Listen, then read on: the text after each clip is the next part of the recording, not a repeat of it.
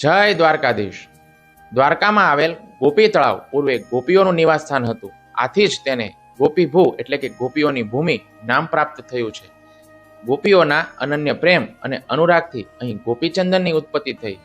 મહાનદીઓમાં સ્નાનનું ફળ ભલે તત્કાળ પ્રાપ્ત થતું હોય, પરંતુ જે મનુષ્ય ગોપીચંદન ધારણ કરે છે તેને નિત્ય ગંગા સ્નાનનું ફળ સહજતાથી પ્રાપ્ત થાય છે. હજારો હજારો અશ્વમેઘ અને રાજસૂય યજ્ઞ, બધા જ તીર્થોના દાન અને વ્રત કરવાથી જે ફળ પ્રાપ્ત થાય છે એ કેવળ ગોપીચંદન ધારણ કરવાથી નિસંદેહ પ્રાપ્ત થઈ જાય છે. સામાન્ય રીતે ગંગાની માટી કરતાં ચિત્રકૂટની માટી 10 ગણી ફળદાયક હોય છે. તેના કરતાં પંચવટીની માટી 10 ગણી અધિક ફળદાયી છે.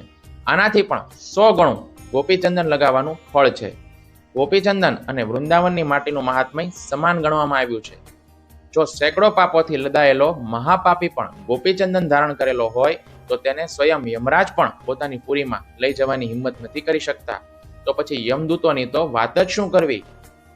ગર્ગ સંહિતા અનુસાર જે પાપી હંમેશા ગોપીચંદન ધારણ કરે છે તે શ્રીહરિના પ્રકૃતિથી પર એવા પરમધામ ગોલોકને પ્રાપ્ત કરે છે. જે મનુષ્ય ગોપીચંદનના મહિમાનું શ્રવણ માત્ર કરે છે તે શ્રી કૃષ્ણના પરમધામને પ્રાપ્ત કરી લે છે.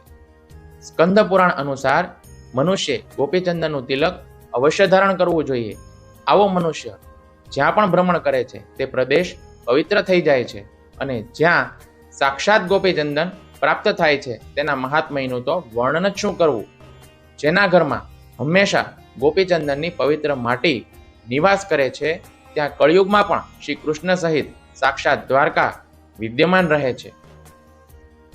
કૃતઘ્ન, ગૌહત્યા કરનાર, નાસ્તિક કે અન્ય કોઈ પણ મહાપાપી વ્યક્તિ હોય તે ગોપીચંદનના સંપર્કમાં આવતા જ તત્ક્ષણ પવિત્ર થઈ જાય છે.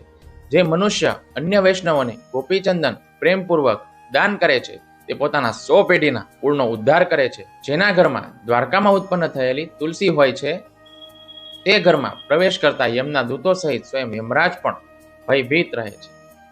જય દ્વારકાધીશ.